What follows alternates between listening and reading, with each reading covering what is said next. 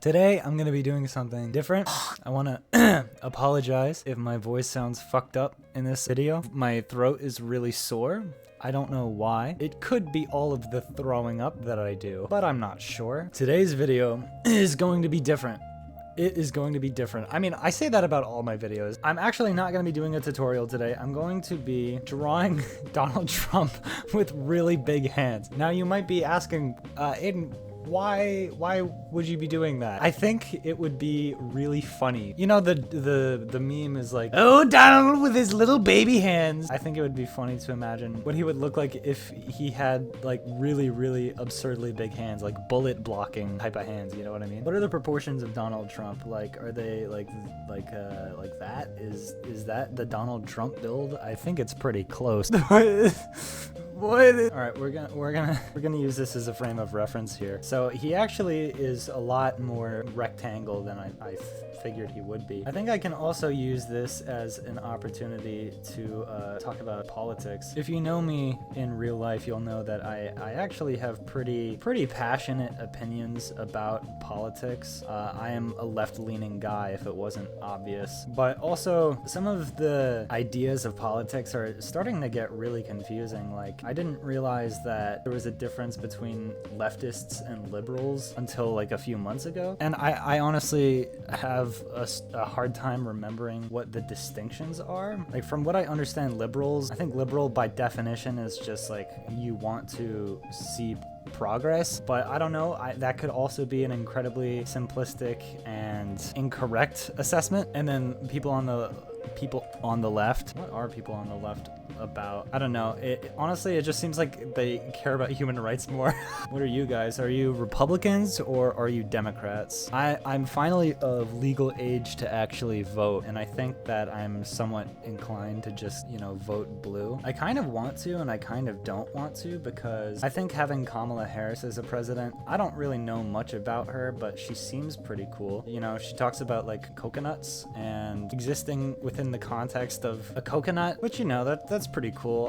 I never really had a president that was obsessed with coconuts, so I would be happy to kind of see something different for a change, you know? I think the whole dictator shtick from Trump is really, it's getting a little old. I think I'm basically done with it. I would be cool to see that just kind of go away. I would really appreciate not having a dictator as a president. I think that would be really cool. But at this point, you know, like, is that even something within my control? I live in California, so I've been kind of wondering, like, does it even matter if I vote? A lot of people are saying it does matter, but I mean, I live in a blue area of a blue state, so does it really matter? I mean, my region of the country is just going to vote for Kamala anyway, so I'm not trying to necessarily have a doomer mentality on this whole situation, but it just kind of feels like not like a huge deal. It kind of seems like voting isn't really going to do much from my perspective.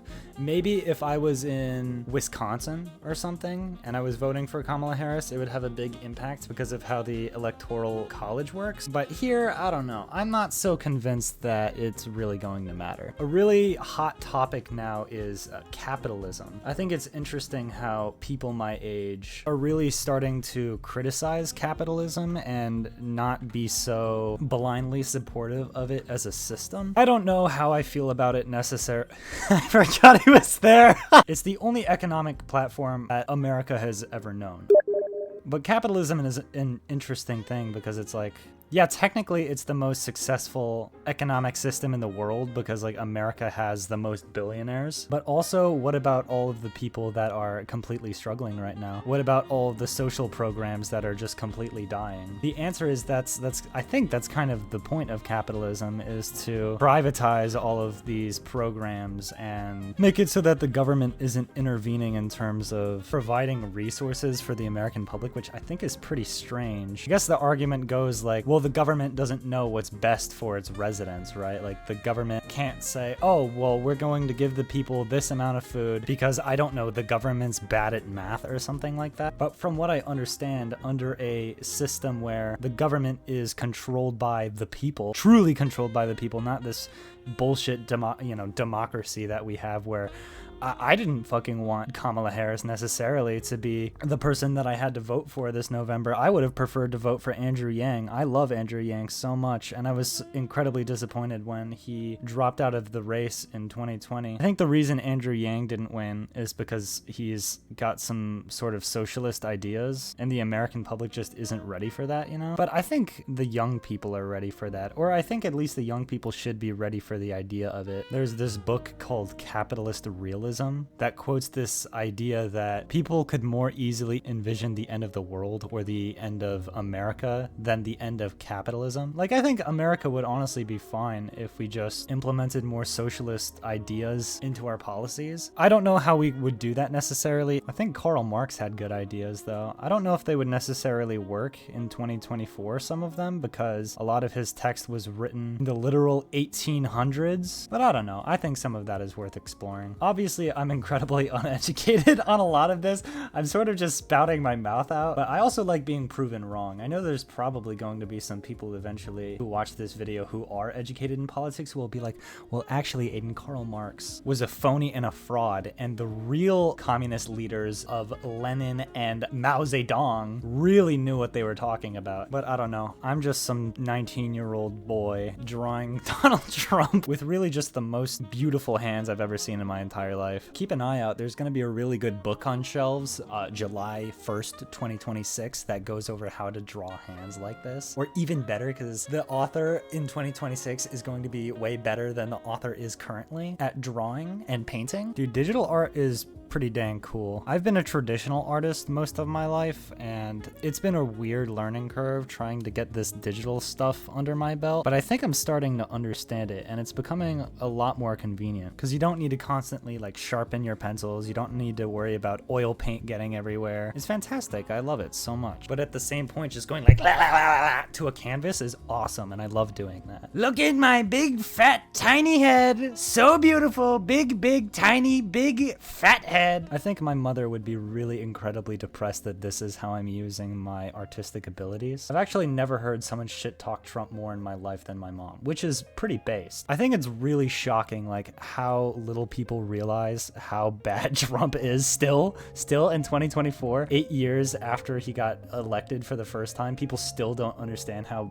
terrible he is for America. For example, I think it's really weird that people aren't talking about Trump shut down a lot of medical programs that would have helped the country react to COVID better. I think it's really strange how that has kind of been swept under the rug. People don't talk about that a lot. People aren't worried about that a lot. Like, I'm pretty scared of a Trump presidency, to be completely honest with you. I think the only good thing Trump has ever done is play many men at one of his more recent rallies after he got shot. I think that was pretty funny, but I don't think that a president should be elected on the basis that they did something that was kind of funny one time after they almost died. But I don't know, maybe that's just me. Maybe American politics is just a popularity contest at this point. I guess it technically always has been. That's what voting is. It's like a popularity contest, but it doesn't feel very serious anymore. Like, granted, I was really, really young for this, but I remember when Obama was president. You honestly don't even have to be like fully conscious for that time period. You can go back and look at the debates between Mitt Romney and Obama, as well as John McCain and Obama, and they were just so civilized. Like, the way that John McCain would talk to his voters who were like shit talking Obama and being unreasonable about him, and the way that he would actually defend his political opponent, that's crazy. That doesn't happen nowadays, but I really wish it did, because I feel like that type of American discourse is so satisfying to watch, and just, it's obviously completely missing from politics nowadays, and it's just very disappointing. I don't know how I've done this, but I feel like I've made him like skinny. So, his body looks really skinny, which I don't understand, because he's a big fella, so I gotta fix that. By the way, I completely have no idea how to work with layers in digital painting. There's a lot of artists that I really like who have specific layers for various things, and I don't know how to do that. I'm such a traditionally trained artist that all of this digital stuff is really strange to me, but I'm doing my best. I know he has a blue tie here, but I'm actually going to use my creative liberties to give him I'm gonna get a brat! Brat Tie! Brat Tie! I have a confession to make, guys. I still haven't listened to Brat. I think I'm gonna listen to it after this Yo, what the fuck is going on? I think I'm going to listen to it after this video.